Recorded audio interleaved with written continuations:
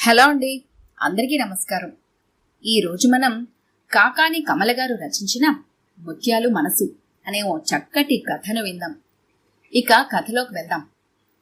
బాలసూర్యుడు ఇంకా వెచ్చపడలేదు. లేత బంగారు రంగు నిలువెచ్చని ఉషోదయకాంతులు వెదజల్లుతున్నాడు. పాలకూరమ్మా పాలకూర అన్న కేక విని గబగబా వీధి గుమ్మంలోకి వచ్చింది సుభద్రమ్మ గారు. అప్పుడే స్నానం చేసి మడిబట్ట దావని చుట్టుకొని నుదుట విభూది రేఖలు దిద్దుకుంది. 2 అరటికాయలున్నాయి, కూర చేయవచ్చు. పప్పులోకి ఏం చేద్దామా అనుకున్నంతలో పాలకూరమ్మి కేక వినిపించి వీధిలోకి వచ్చి, ఓ పాలకూరమ్మి అంటూ కేక పెట్టింది. నెత్తిన ఆకుకూర తట్ట పెట్టుకుని అటుగా పోతున్న ముత్యాలు సుబ్బమ్మగారి పిలుపు విని రోడ్డు దాటి గబగబా ఇటొచ్చి అరుగు మీద తట్ట దించుకుంది. పాలకూర రూపాయికి ఎన్నమ్మి? 6 బామ్మగారు. మరీ కలికాలం కాకపోతే 6 ఏమిటే, 10 చేసుకో. వాళ్ళమ్మ నడవదమ్మగారు, మార్కెట్లోని ఇదే. మేం సరాసరి తోటలో నుంచి వస్తాం కాబట్టి 6 ఇస్తున్నా. ఆకు చూడండి, లేత తమలపాకుల ఎంత నవనవలాడుతోందో అంది మునివేళ్లతో ఆకు సవరిస్తూ. నీ కబుర్లకేం గాని 10 చేసుకో, లేకపోతే మాకొద్దు, ఇంకా బోల్డ్ మంది వస్తారు. వాళ్ళమ్మ మాకు గిట్టదమ్మగారు. ఇంటికాడి ఎత్తిన బొట్ట ఈడ్నే దించిన బోని బేరం. ఇంకో ఆఖరి మాట 8 చేసుకోండి.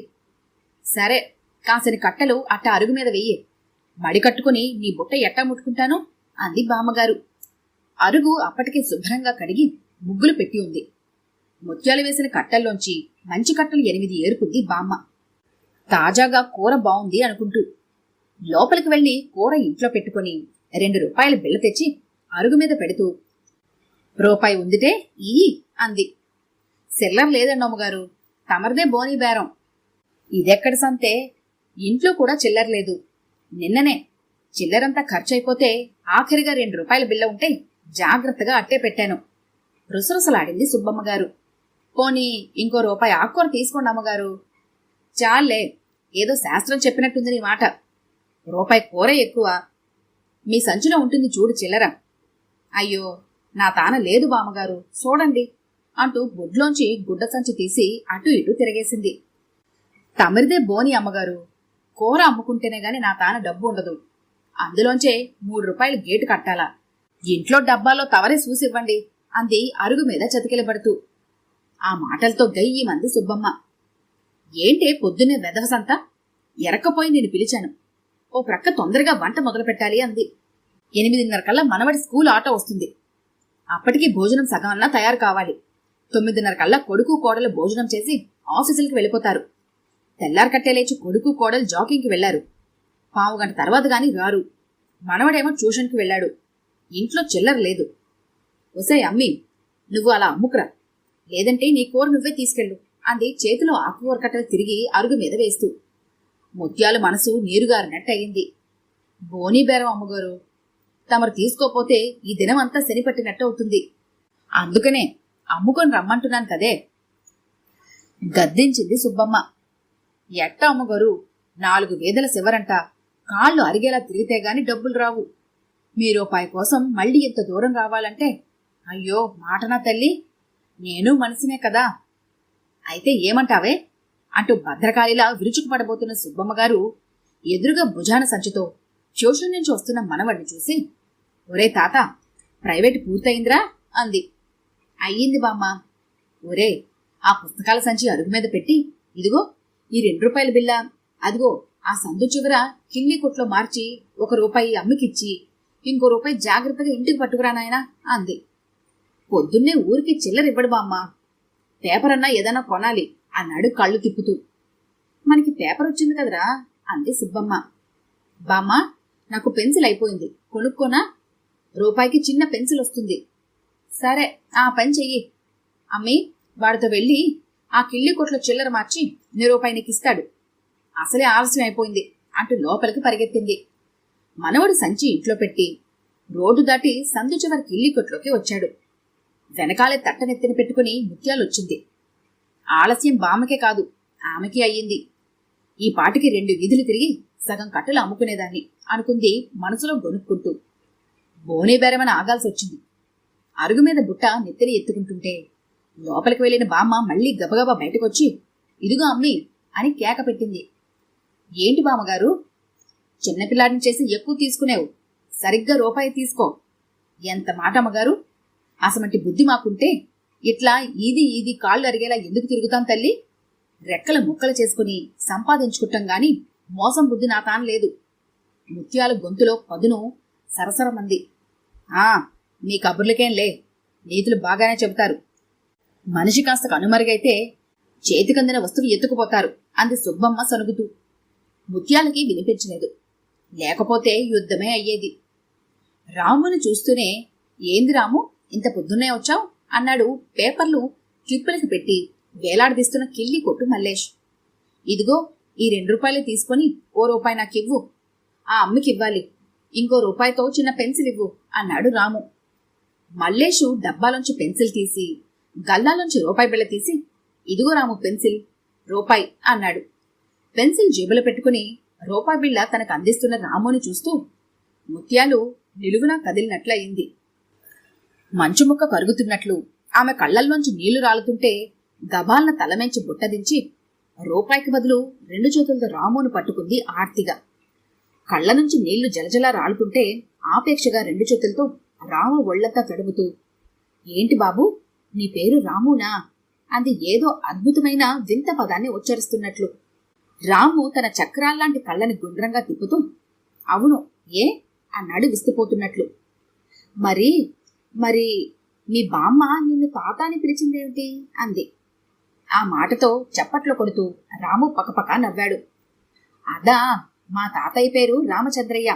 ఆయన చచ్చిపోయాక నేను పుట్టానట, అందుకని నాకు మా తాతయ్య పేరు పెట్టారు. మా బామ్మ నన్ను పేరు పెట్టి పిలవదు, తాత అని పిలుస్తుంది. కాని నా అసలు పేరు రాము అమ్మి అన్నాడు గలగలా నవ్వుతూ. నా నాయనే, నా తండ్రే, నా బంగారమే, నా ఆయుస్సు కూడా పోసుకొని బతకరా బిడ్డ అంటూ మిటికలు విరుస్తూ రాము ఒళ్లంతా తడుముతూ ఆ పసివాడిని తమకంగా కౌగిలించుకుని ముద్దులు కురిపించసాగింది. హఠాత్తుగా కళ్ళు నీళ్లు కారుస్తూ కదిలిపోతున్న కూరలమ్మి ప్రవర్తన అర్థం కానట్టు ఇటు రాము అటు మల్లేష్ పేపర్లు కొనడానికి వచ్చిన ఒకళ్ళిద్దరూ అలాగే నిలబడిపోయి చూస్తుంటే అదేమీ గమనించినట్టు కూరలమ్మి రాము అందించిన రూపాయి బిళ్ళ మల్లేష్కి అందిస్తూ, చాక్లెట్ ఎంతయ్యా అంది. 1/2 రూపాయికొకటి అన్నాడు మల్లేష్. 2 అంటూ రూపాయి అందించి చాక్లెట్లు తీసుకుని రామును 2 చేతులతో ఎత్తుకొని ముద్దులు పెట్టుకుంది.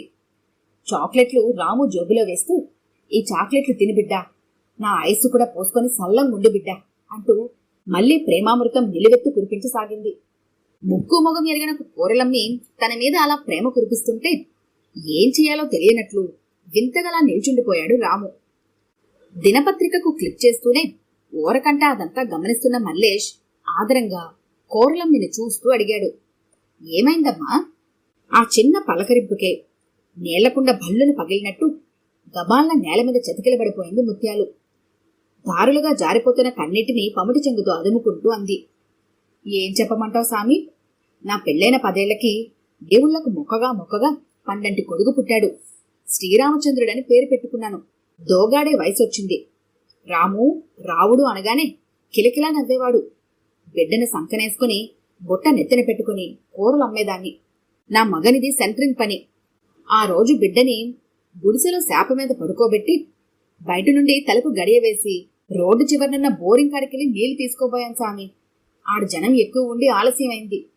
సీట్లు పడుతున్నాయి. సందుపొద్దు సమయం. ఏ పోరగాడు మా గుడిసె తలుపు గడియ తీసిపోయినాడో తెలియదు సామి. నా బిడ్డ నిద్రలేసి దోగాడుతూ రోడ్డు మీదకొచ్చేసినాడు. పశువుల మందలు ఇళ్లకు మరులుతున్నాయి. గాలి గిట్టెల కింద పసిబిడ్డ నలిగి నుజ్జుగా అయిపోయాడు సామి. పశువుల అరుపుల మధ్యన నా బిడ్డ ఏడుపు బయటికి రాలే. నేను ఇంటికొచ్చేసరికి బిడ్డ ఇంటి ముంగిట కనువిపురితో నెత్తురుమడుగులతో పడి ఉన్నాడు. హాస్పిటాల్కి తీసుకుపోయేసరికి దారిలో పానాలిడిసినాడు. ఆడి పేరు కూడా రామునే. ఆడి బతుకుంటే ఈసారికి ఈ బిడ్డలక్క ఇంతనే ఉండేటోడు సామి. పమట చెంగుతో తలపట్టుకుని వలవలా ఏడుస్తోంది ముత్యాలు. మల్లేష్ సానుభూతిగా ఏదో అంటున్నాడు. అదంతా అర్థం కాకపోయినా అలా చూస్తూ ఉండిపోయాడు రాము. ఇంతలో ఒరే తాత అంటూ దూరంగా అరుగు మీద నిల్చొని బామ్మ కేక పెట్టడంతో రాము రువ్వున పరిగెడుతూ ఇంటికొచ్చాడు. లోనికి రాబోతున్న మనవడిని ఆమడు దూరంలోనే ఆపింది సుబ్బమ్మ. అక్కడే దూరంగా నించో, అప్రాచ్యపు వెధవ. ఆ కూరలమ్మిది ఏం కులమో ఏమో. నిన్నలా ఒళ్లంతా తడుముతూ ముద్దులు పెడుతుంటే దీర్ఘ్యం వదలాల నించుంటావేరా? నువ్వెళ్ళి ఎంతసేపైంది? అదే నిన్నలా తాకుతుంటే బుద్ధి జ్ఞానం లేదా అంటూ లోపల నుంచి బిందె నిండా నీళ్లు తెచ్చి నిలువునా మనమడి మీద కుమ్మరించింది సుబ్బమ్మ. అప్పుడే జాగింగ్ నుంచి ఇంట్లోకి రాబోతున్న రాము తల్లి తండ్రి అయోమయంగా నిల్చుండిపోయారు. పొద్దున్నే ఏం చేశాడత్తయ్య వీడు అంటూ సుశీల అత్తగారి వెంట వంటగదిలోకి వెళ్ళింది. చూడవే, నీ కొడుక్కి కాస్త మడి మట్టా నేర్పు. ఆ కూరల దానికి చిల్లర మార్చి డబ్బులిచ్చిరారా అంటే అక్కడే కూర్చున్నాడు. దాని చంక ఎక్కి దాని చేత ఒళ్లంతా ముద్దులు పెట్టించుకుంటున్నాడు. పైగా అది చాక్లెట్లు కొనిచ్చిందట. దాని కొడుకు చచ్చిపోయాడట. వాడి పేరు కూడా రాము అట. ఏదో వెధవ కబుర్లు చెప్తున్నాడు. చచ్చిపోయిన దాని కొడుక్కి వీడికి పోలికేమిటి? పైగా అది వీడిని ముట్టుకోవడం ఏమిటి? దానిది ఏం కులమో ఏమిటో. అందుకే పసుపు నీళ్లు కుమ్మరించాను. సుబ్బమ్మ అంటుంటే సుశీల నిశ్శబ్దంగా ఉండిపోయింది. తల్లి మాటల్లోని అర్థం క్లుప్తంగా గ్రహించిన మోహన్ నిలువునా తడిసి వణుకుతున్న కొడుకుని ఎత్తుకొని పొడితూవాలతో తుడుస్తూ మనసులో అనుకున్నాడు. అన్ని కులాల కంటే మతాల కంటే ప్రేమ గొప్పదమ్మా.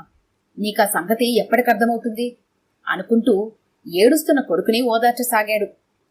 పేదరాలైనా కులం తక్కువదే అయినా పోయిన బిడ్డపై మమకారంతో బోనీగా వచ్చిన 1 రూపాయితో చాక్లెట్లు కొని పసివాడికిచ్చింది కూరలమ్ముకునే ముత్యాలు.